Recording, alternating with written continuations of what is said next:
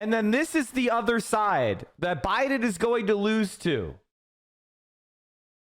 I've been talking about how Donald Trump is a fucking fascist for years. Well ahead, while a bunch of normie libs were like, you shouldn't call him that. Don't call him that. We got to work with the Republicans across the aisle, bipartisanship. Chuck Schumer, Hakeem Jeffries just stood with Mike Johnson, the Christo-fascist, as people chanted no ceasefire at a pro-war rally.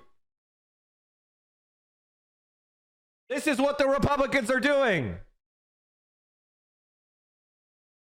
Look at this. A couple of Trump's campaign people got freaked out by the reporting the other day. I think it was in the Times. Basically talked about Donald Trump and his call this weekend for getting rid of the vermin in our country. Here is Donald Trump. And this is part of, there's really two parts to this. Well, three parts to the story. One is Donald Trump is an authoritarian proto-fascist. Two, he wouldn't be a proto because fascism already exists.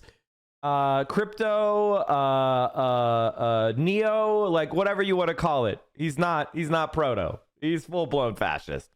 108 years later, thanks for the 23 months. I'm sorry to be annoyingly semantic here, but it's actually important. All this stuff about weaponization of government that the Republicans have been involved with, Donald Trump was already doing this in his last term.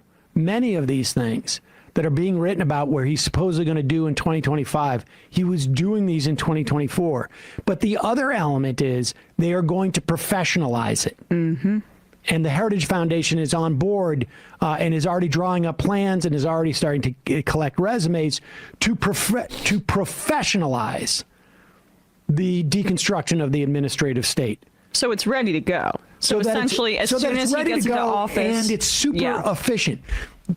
Here is Donald Trump in Claremont, New Hampshire. This was over the weekend.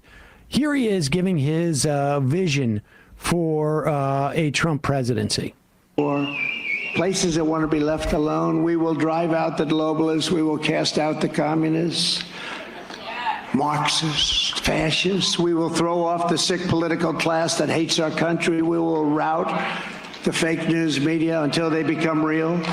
We will evict Joe Biden from the White House, and we will finish the job that we started better than anybody has ever started a job before.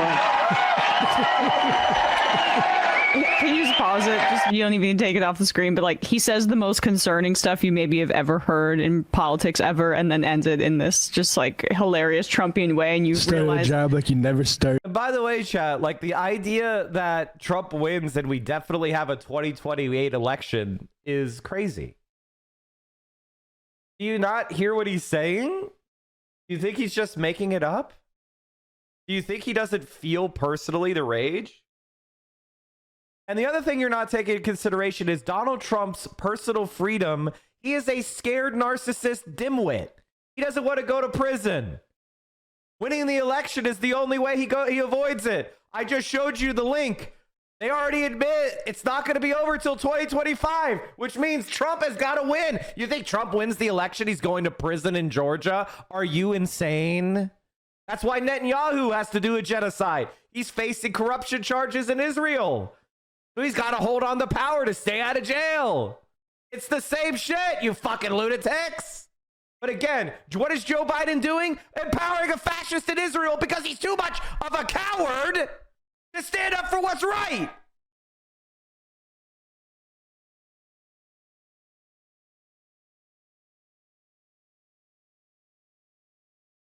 It's just like nobody starts a job like we started a job. Yeah, he can keep going. Before.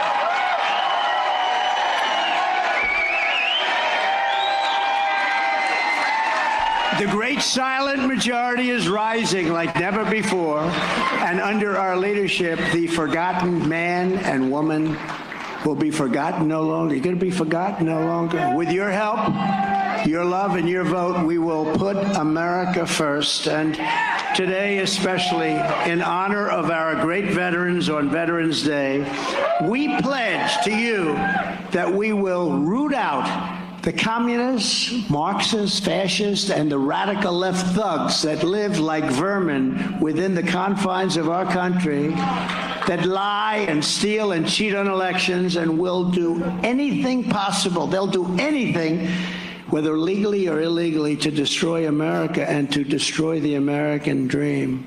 The real threat is not from the radical right. The real threat is from the radical left, and it's growing every day, every single day.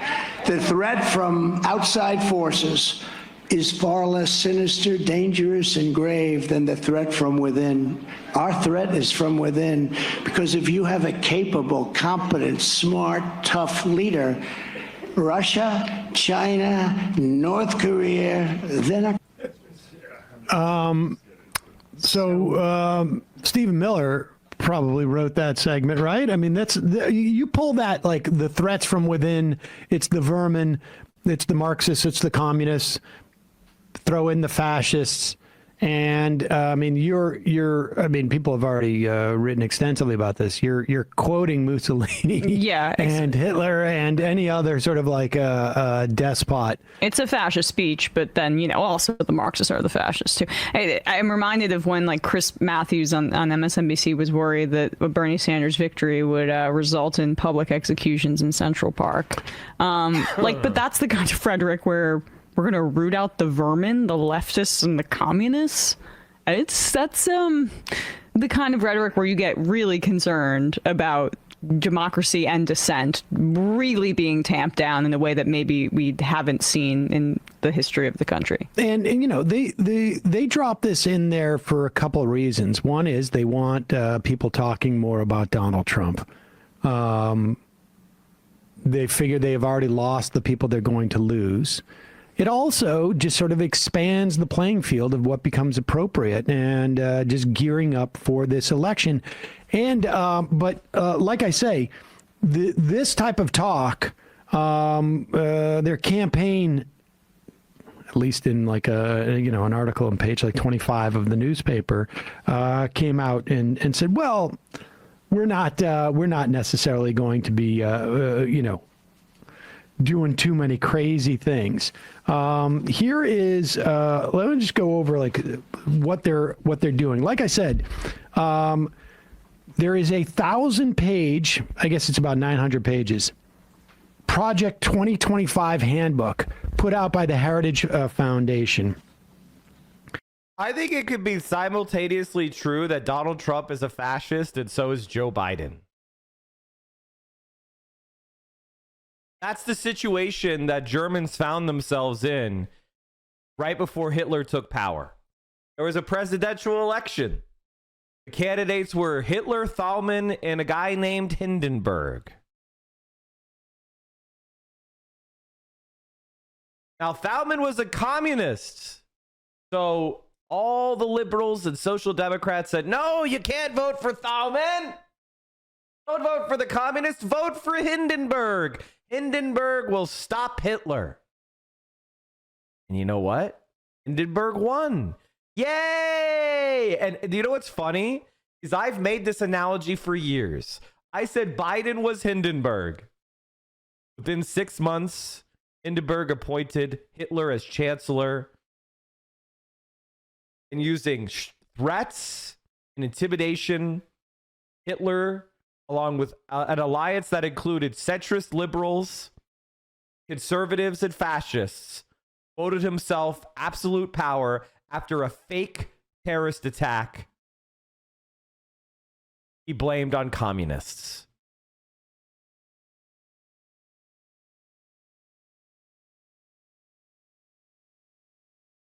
You cannot vote for somebody who thinks of Republicans as good. Joe Biden thinks of Republicans as good. It doesn't matter what Republicans do. He thinks they're good. It doesn't matter what Israel does. He thinks they're good. He is insane.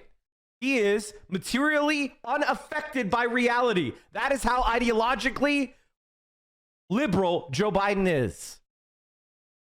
Cut a liberal, a fascist bleeds. Instead of Joe Biden taking this moment to say Netanyahu is to blame and getting a different government in Israel, he has decided to support literal fascists who are calling for genocide openly.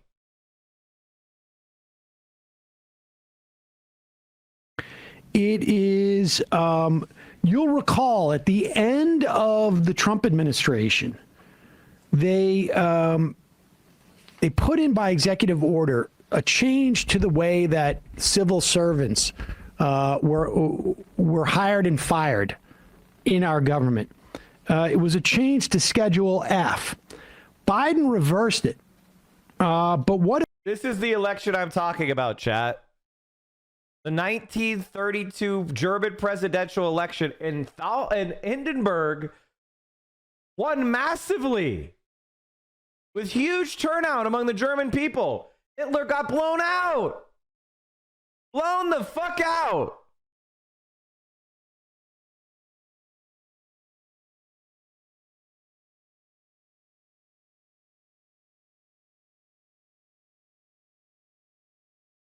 Hindenburg appointed Hitler as chancellor in January 1933.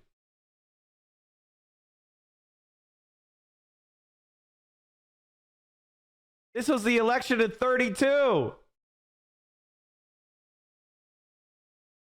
This was the Joe Biden election, except it was a lot closer. What it would have done is it would have allowed for about something like when you come in, you can get rid of about 4,000 civil servants in different positions throughout our government. This would allow for the getting rid of about 40,000. Now, they were able to drive out a lot of basically, I mean, you call them bureaucrats in our government by making things just really difficult on them, whether it was at the EPA or the Bureau of Land Management or the FDA. When you have political leadership that is trying to undermine what the mission of the agency is, people who went into that business essentially to do stuff that, like, I care about the environment, I'm going to be an environmental lawyer. They go in there, and when the political leadership starts to defang and demoralize the agency, people leave. This happens at all the agencies. Scientists leave, labor enforcement leaves, all on and on. That was the project that they began during Trump's first term. But this time around, like I say, the Heritage Foundation is adamant about professionalizing it. So that is what I don't think people understand. I have seen this coming for years and years and years and years and years. I've been talking about it, and I've been trying to respond to it with an actual democratic response that would work. Stuff like, I don't know, recognizing that the United States government is so anti-democratic and the Republicans have a structural advantage in the Senate, and we need to resolve that by, adding more Democratic states. Just so happens we've got DC and Puerto Rico right there. Why aren't you making them states? Why don't they want to make DC or Puerto Rico states? Because they would be safe Democratic seats. And Puerto Rico would mean, if Puerto Rico became a state, then they would get to throw away the hedge fund government that they have. Oh, you don't know about that?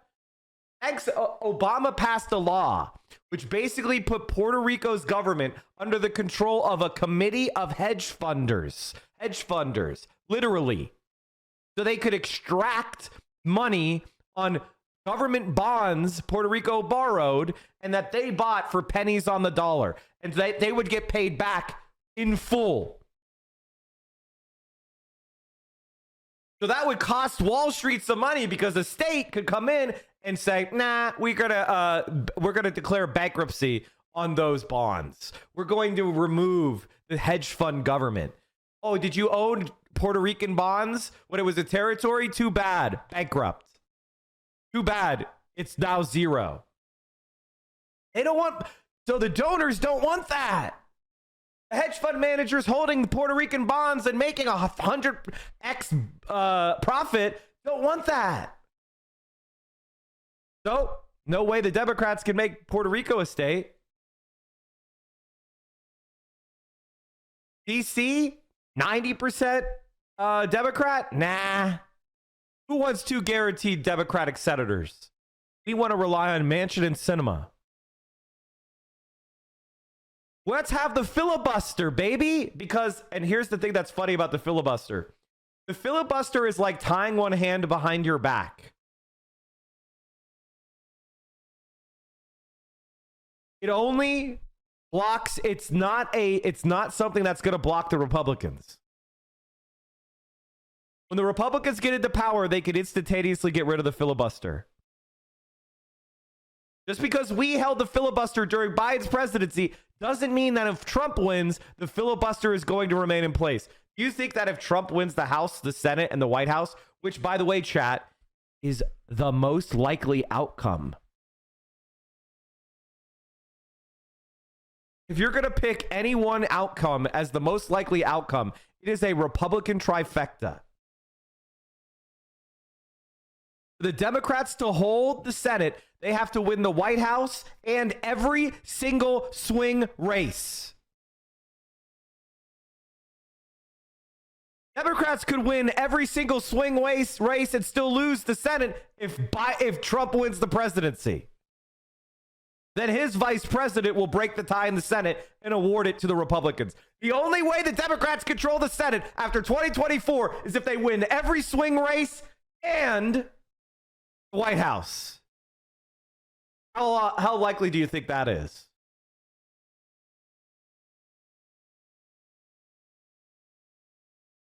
And do you think when the Republicans have a trifecta, they're going to let Bernie Sanders filibuster their plans?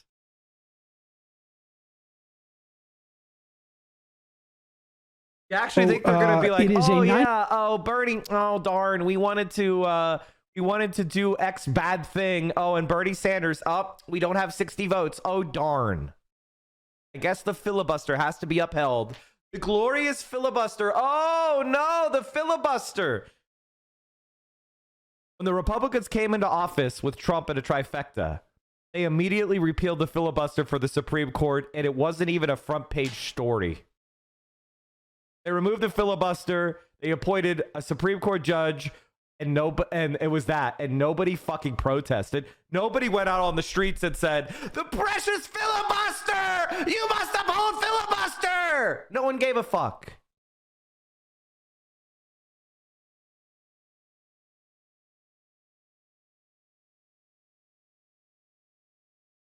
So here we are. And people will yell at me when I gave you the strategy. I gave you what to do. I told you exactly how to win.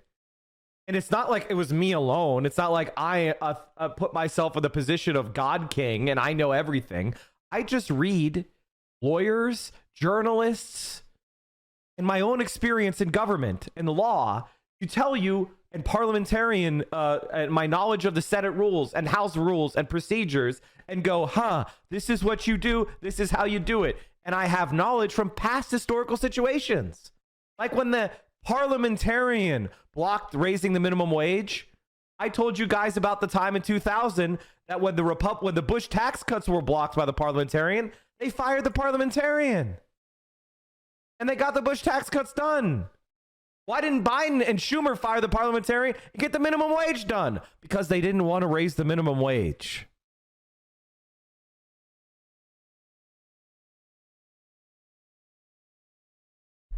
And now here we are. Biden has no accomplishments. None. When you look back at his presidency, it is nothing. Anybody tell you different is coping. Well, Mike, he did some COVID relief. So did Trump. That's nothing. You don't think Trump's a good president because he did COVID relief? Why do you think Biden's a good president because he did some COVID relief? That was smaller.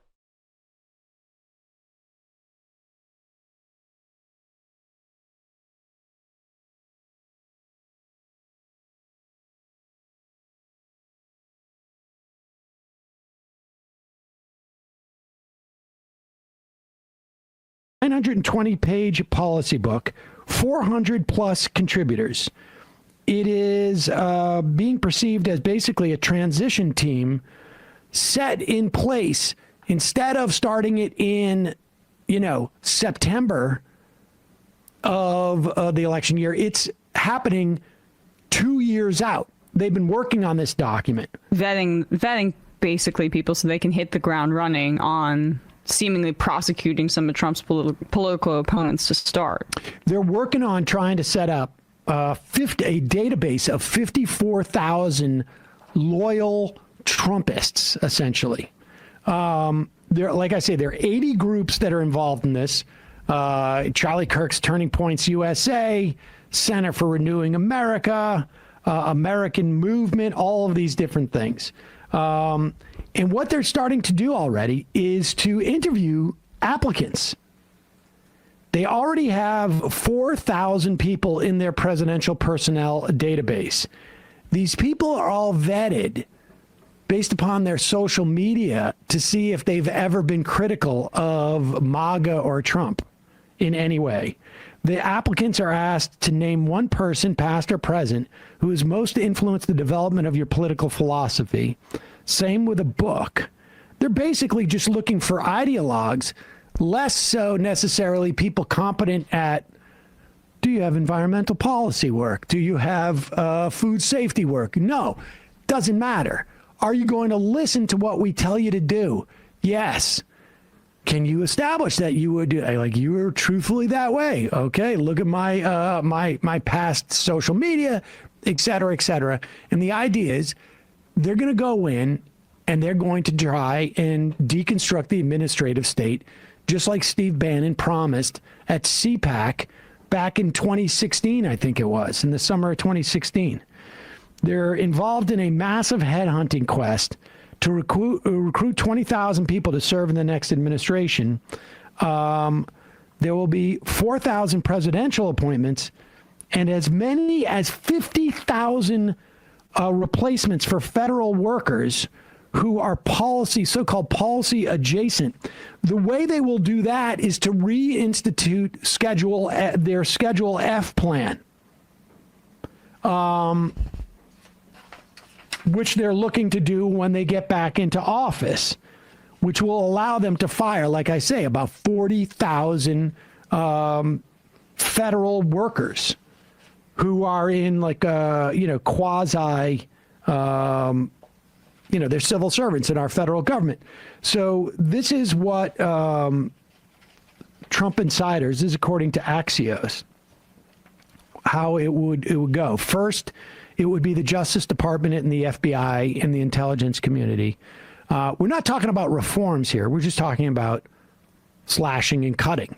Some instances I wouldn't be too sad about that, but I assure you, Civil Rights Division, yep, Antitrust Division, various components. I mean, like, let's be honest. Biden has been pretty much pathetic on that shit too.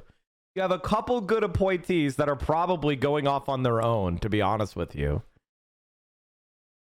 But like, come on. This is what I get sad about with Sam Cedar. It's like he gets so pleased with microscopic change. It doesn't affect it. Has Amazon been broken up? What's the biggest company that was broken up under Biden?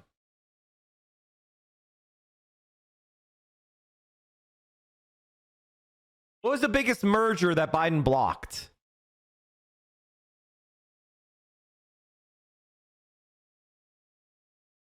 The Activision Blizzard merger that happened? He let Saudi Arabia buy Twitter with Elon. With barely a peep. He didn't do shit. Now, there are some good people in places like the National Labor Relations Board and the Federal Trade Commission. But give me a fucking break. He's been a loser. He's been a fucking loser. He hasn't done anything. He has a vicious immigration policy. And it hasn't won him one vote. Not one. Components of the Department of Justice are going to be slashed. Then Department of Homeland Security and the border. They want detention camps. I would be undoubtedly privatized detention camps, more than we have now. Biden did too. Biden did too. Come on, man. Like, come on. If Biden was good, and I want you to understand this, chat. If Biden is good on something, I immediately say he's good. When he did the Afghanistan pullout, I ran to his defense. I was riding with Biden. I was saying this is the right, and even when there were bad pictures out of the evacuation of Afghans who were trying to flee, I said this is what a defeat looks like. This is what a pullout looks like. It was never going to be clean. There was always going to be people that were scared. And the reason why that happened is because we supported evil, corrupt sons of bitches in the Afghan government. We tolerated corruption. We tolerated graft. We didn't give a shit about the Afghan people. We just wanted to make money for our military industrial complex. People on the ground there said, what are we doing? They're stealing. This money's being stolen. It's being wasted. We have got pedophiles in government raping boys. We fired and we ruined the careers of many American military personnel that tried to block Afghan allies raping little boys. Because the CIA has never met a pedophile they didn't love.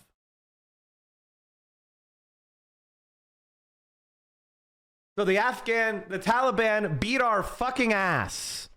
But there I was when he made the right decision to pull out of Afghanistan. I was there defending Biden and saying, we've got to defend him. Critical support for Biden. We do not want American politicians to learn the lesson that if they pull out of wars, they're going to lose popularity. We need them to be able to understand that if they end a war, it will be a positive. And what did liberals on MSNBC do? What did liberals on Twitter do? I supported a pullout, but not this pullout. They brought out neocons on MSNBC to trash Biden.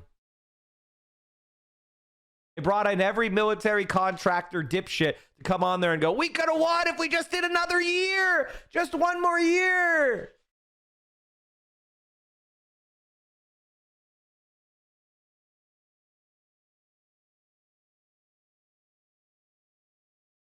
We've got sanctions on Cuba. Why? He's gonna lose Florida by 10 points. Why do we have Cuban sanctions? Why do we have Venezuelan sanctions? Why do we have why did he not enter the Iran nuclear deal, which was a promise he made? He's increased our the confrontations with China. He's blocking Chinese solar panels from coming to this country. Do you understand that solar panels in America are like 3 times more expensive than the rest of the world?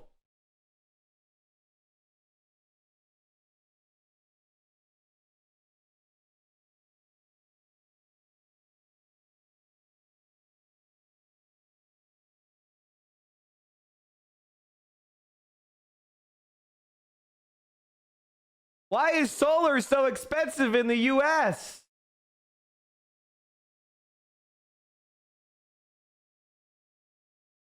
However, solar costs in the US remain higher than in other countries, most notably Australia. But just how much less expensive is solar in Australia? It is impossible for the US to slash solar costs even further.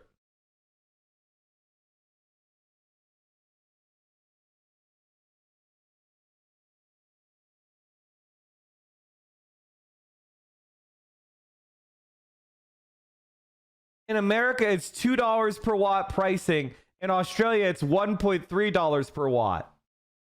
Do you understand? Now it's 70 cents, 70 USD per watt. Do you understand that's 3 times more expensive than Australia than in America? Thanks, Joe. Thanks for warmongering China. So solar panels are 3 times more expensive here than they are in Australia. Good plan for climate change, buddy. He is bad on every single fucking issue. He's useless. He's a terrible president. I'm sorry. It's true. I wish it weren't. I wish it weren't true. I wish I had one thing I could point to and go, wow, Biden did great on that. He has nothing, and now he's doing a goddamn genocide. And you're telling me to vote for the lesser of two evils? Are you insane?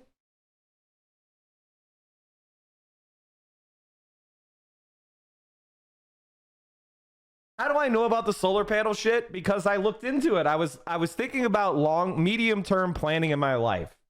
One day I hope to own my own home. That'll be a nice day, right? Man, that fantasy will be that'll happen one day, copium. And I was like, well, I want to make my home as sustainable as possible. What is a sustainable home? I looked into things like, heat pumps and geothermal heating and cooling and net zero and solar panels and all sorts of like things that I could do to personally make my life and my family as secure as possible, while also protecting against, energy price fluctuations, right? While also doing my part to prevent climate change. Just a tiny, you could call that lib mic if you'd like. It's fine. And I realized why the solar panels are just as expensive as they were 5 fucking years ago, it seems like to me. I was looking and I was like, Jesus Christ, these are going to have 12, 15-year paybacks. Why is that? Because of Joe Biden. Instead of it being 5 years, it's 15 years.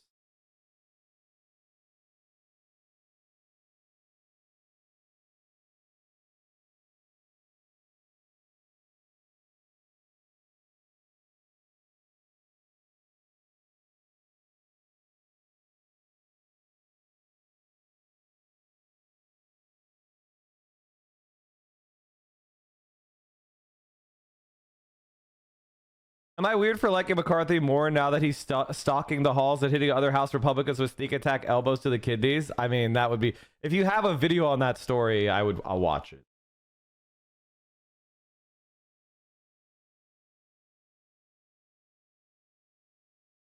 I legitimately don't know what he's good for. If before anybody comes out, well, what about trans rights? The Equality Act was sitting there. He didn't pass it. He could have protected trans rights federally. He didn't do it. He didn't pass the For the People Act. Or even Manchin's. He didn't even pass Manchin's fucking a voting reform law. Nothing. No minimum wage. No public option. Wasn't even brought up. What has he done? What has he fucking done? He's done nothing. He's a loser.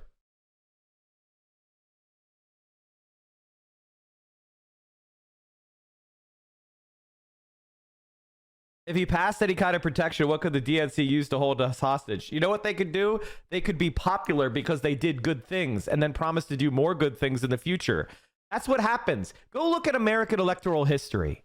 When a president passes a major social democratic reform, they get even more popular.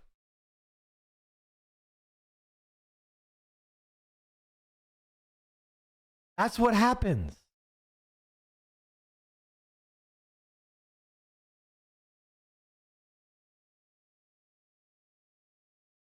They keep saying Trump is worse on foreign policy. What do you mean? Biden is supporting a genocide. Biden supports all the same shit Trump supports.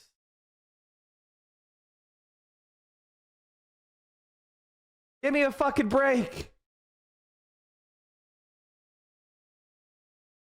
The only thing that makes Trump worse is that he actually represents the fascist takeover of America. Biden represents the people that enable the fascist takeover of America. I'm saying, hey, maybe we cannot support either of those type of people.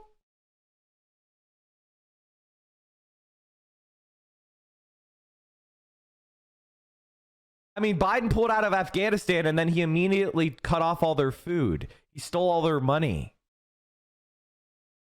A bunch of our Afghan government allies fled the country with millions, hundreds of millions of dollars stuffed in their suitcases.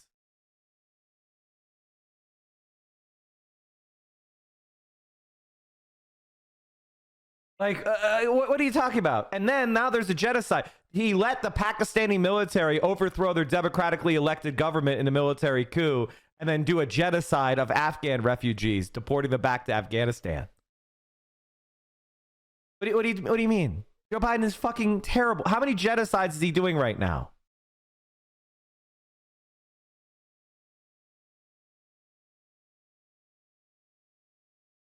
Let's be clear. We have that. Then the Schedule F personnel powers would be rolled in. And on and on. I mean, the bottom line is deconstruct the administrative state. The real scary part about this is this time, you know, the first time they were getting their feet wet, this time they're going to do it. They're going to approach it. Streamline it. Like a consulting business. This is, you know, McKinsey, but for right-wing fascist fanatics. Or another McKinsey for right-wing fascist fanatics. Yeah, it's a good reminder of what we are up against in 2024. Trump going to be the nominee, most likely. Well, here's the other thing. Unless he's thrown in jail, I don't know. But let's play this clip, because we can talk about, Project 2025 as a Trump project. And this, again, Heritage Foundation, 920-page document outlining exactly how they're basically going to deconstruct the administrative state. And here's Steve Bannon to remind you that this is not a Donald Trump project. The Heritage Foundation is essentially the epicenter of Republican thought in this country. They're the ones who came up with that list for all the judges for Donald Trump to appoint, and he did it, and he doesn't care. He takes the list they give him and they do it. Here's Steve Bannon to remind you, this is not just about Donald Trump. The people who put together this handbook, they're in touch with DeSantis's campaign chair. This is a Republican project, and this is the new Republican Party. Maybe not so new, but here's Steve Bannon. It's the same Republican Party that's been going on for decades, since 1994. Like, what are you talking? Come on. What about 80? Go back to 80. Like, what is this shit? The Republican Party was good back then. When Nixon was president? When was he good? When was it good? Come on. When was it good? You fucking boomers. You know what boomers like? You know what they remember?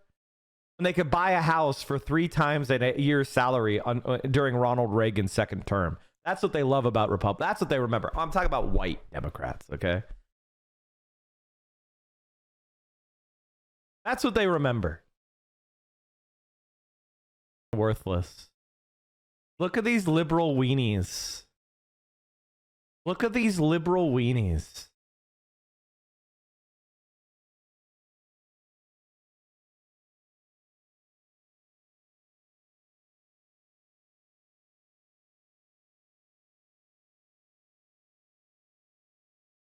I cannot speak. And by the way, chat, this is just fascists. You know, we talk about, there's the Sartre quote I reference. How long has it been since I last referenced the Sartre quote, chat? It's not about argument. It's when you're strong, you could do what you want. When you're famous, you could grab them by the pussy. It has absolutely nothing to do with logic, argument, persuasion, anything. It's just they think they'll be bigger and stronger and you won't be able to stop them. When you're talking about liberals, they're right. Liberals will not be able to stop them because they don't have the fucking gonads. You're being unfair. If you are, I want to explain something to you, chat. If you're playing a game of soccer and there is a kid running around kicking other children with their cleats, You don't go, oh, Tommy, stop being so mean. You throw him out of the game.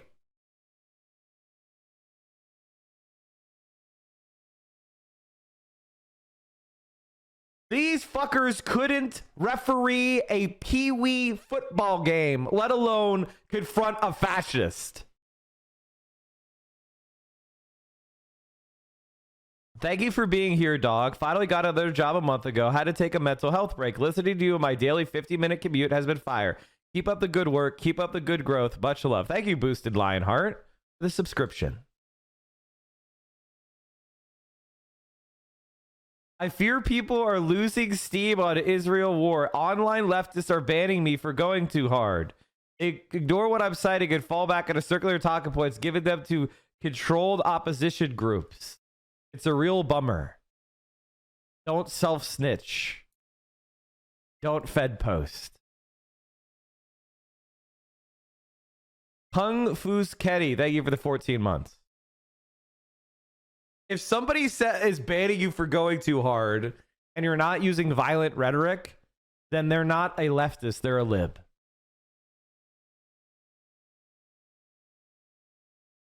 And criminal charges against those people who stole it. Okay, but as long as he is around, Yes. everyone has to. Okay. So you're going to cook up false evidence to go after your political opponents. That's what you say. MBX 2020, that's the tier 1. And here's the thing, chat. I want to explain something to you. If the election is between Hitler and 99% Hitler, the moral thing to do, I can't say. Use your imagination. Yeah, I don't understand Iraq, what thank you for is the 15 necessarily months to in a be row. gained by going down that road with Bannon, but Because you could confront him. And also, this is something that needs to be said. You guys gotta start planning for the worst. I need you to start planning for the worst. I need you to start forming mutual aid societies. I think you need to start planning for the worst. Not because I think it's going to necessarily be camps or something, but you need to get in a moment where you have local labor unions, local activist groups, that you are integrated, that you are ready, that you're practicing OPSEC, you're not Fed posting, you are not self-snitching,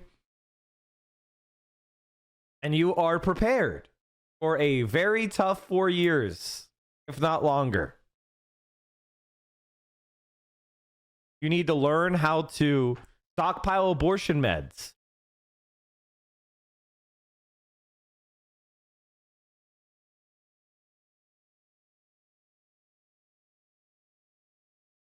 If I were a woman or a uterus haver, I would be getting long-term reversible birth control methods like an IUD or Norplant.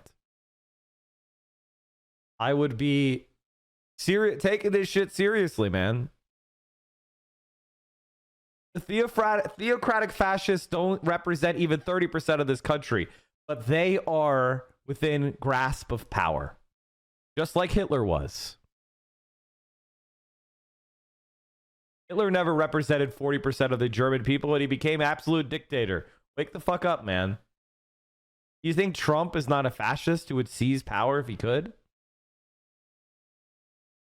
You think these right-wingers give a shit about democracy? They don't.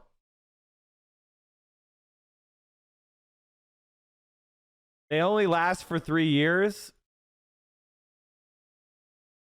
I think you'll find that expiration dates are not the exact same thing as not work.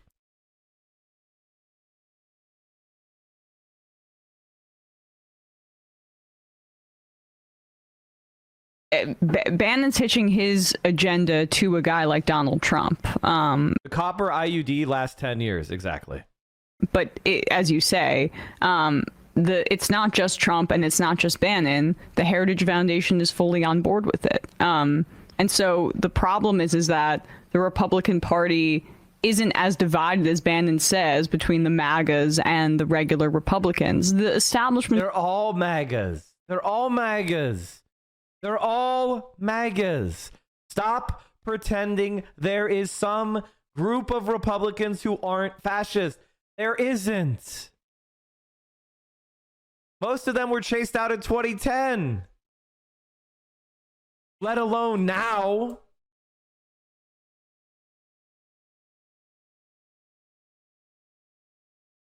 Of the party is certainly like personified by the Heritage Foundation. They're completely on board with this. And I would say, like, I mean, really what it is, it's just simply a difference between, it's a difference between, you know, Coke and Pepsi.